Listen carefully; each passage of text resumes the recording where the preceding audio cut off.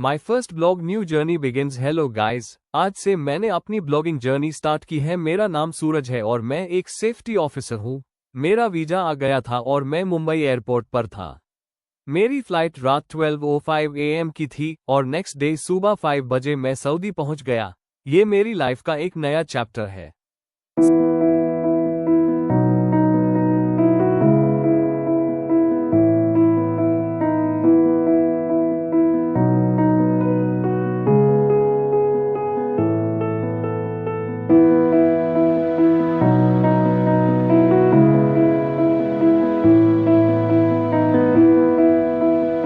Saudi पहुंचने के बाद मुझे अकोमोडेशन मिल गया।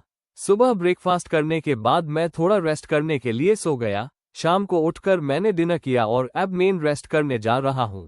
ये मेरी जर्नी की शुरुआत है। आगे और भी इंटरेस्टिंग अपडेट्स आपके साथ शेयर करूंगा।